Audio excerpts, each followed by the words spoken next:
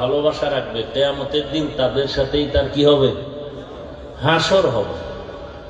এটাকে আমরা বাংলা প্রবাদ এভাবে বলি, যার সাথে যার মোহাব্বত, বলেন না কেন, তার সাথে তার কিয়ামত। আপনার চলাফেরা উঠা বসা যদি ভালোবাসা আব্রাহাম লিঙ্কনের সাথে থাকে, গণতন্ত্রের জন্য আপনি জীবন দিবেন, কিয়ামতের দিন তাদের সাথে হাসর হবে। কথা বুঝেননি? যদি আপনার আমার চলাফেরা উঠা বসা মাও সেতুং, লেনিন, কার্ল মার্ক্সের আদর্শের সাথে থাকে, কিয়ামতের দিন তাদের সাথেই কি হবে? হাসর হবে। আপনার চলাফেরা ভালোবাসা মহব্বত যদি থাকে এমন যে আমরা মুজিব সৈনিক, জীবন দিয়া দিব, আমরা জিয়ার সৈনিক, জীবন দিতে প্রস্তুত, কিয়ামতের দিন তাদের সাথে উঠাটাই তো স্বাভাবিক। আর যদি আপনার চলাফেরা উঠা বসা ভালোবাসা কোরআন হাদিস বা ইসলামের সাথে থাকে, ওলামায়ে কেরামের সাথে থাকে, কিয়ামতের দিন কোরআন হাদিসের ধারক বাহক রসুল এবং সাহাবায়ে কেরাম এবং ওলামায়ে কেরামের সাথেই হবে বলে আশা করা যায় ইনশাআল্লাহ। সন্দেহ আছে? এখন আপনি কোন দিকে যাবেন, কি করবেন, সেটা আপনার সিদ্ধান্ত। কারণ এখানে কাউকে জোর করা যাবে না, আপনি ইচ্ছা করে চলবেন।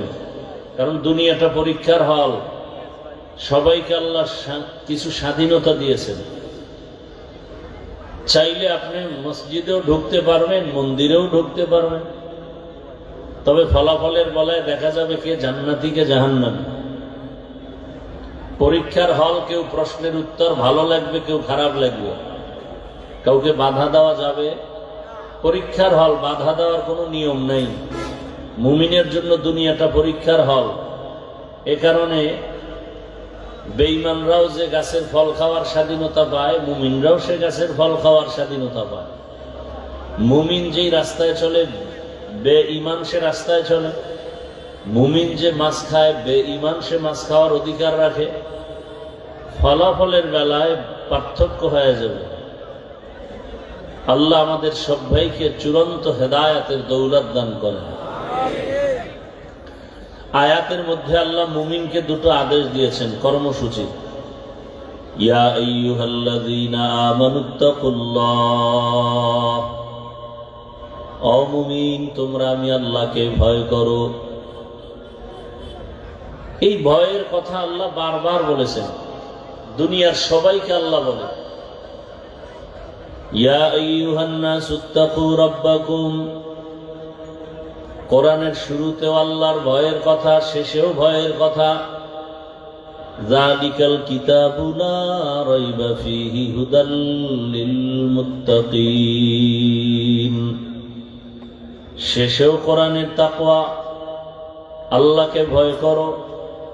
ওয়াত্তাকু ইয়াওমান তুরজাউনা ফীহি ইলাল্লাহ।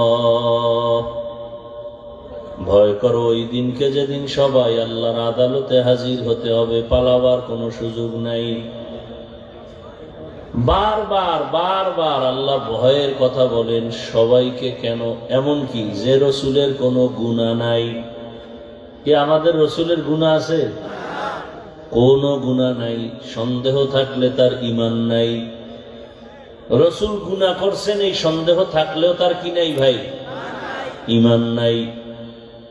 যেই রসুলকে এক নজর দেখবে ভালোবাসা দিয়া, জাহান্নামের আগুন হারাম। যেই রসুলের চেহারার দিয়ে তাকায় থাকলেই কলিজা ঠান্ডা, পেটের ক্ষুধাও থাকে না। যেই রসুলের জন্য আমার আল্লাহ আশিক। দুনিয়ার সব নবী রসুল আমার আল্লাহ তাআলার বন্ধু।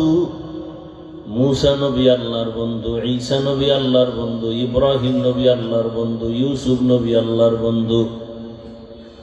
আপনার আমার রসুল রহমতের নবীও আল্লাহর বন্ধু। তবে ব্যবধানটা হলো সব নবী রসুল আমার আল্লাহ তাআলার আশিক, একমাত্র আমার আল্লাহ হলেন মুহাম্মদের আশিক। ব্যবধান আছে না নাই? যেই নবীর জন্য আমার আল্লাহ নিজে আশিক, সেই নবীকেও আল্লাহ বলেন আমাকে ভয় করেন।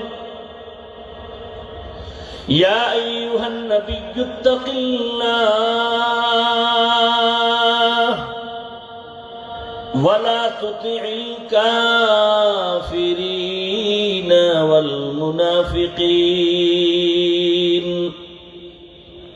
হে রাসূল, আপনি আমাকে ভয় করেন, কাফের মুনাফিকের অনুসরণ করবেন না। কাফেরও ইসলামের দুশমন, মুনাফিকেরাও ইসলামের দুশমন। এরা ইসলামের ক্ষতি ছাড়া আর কিছু করবে না।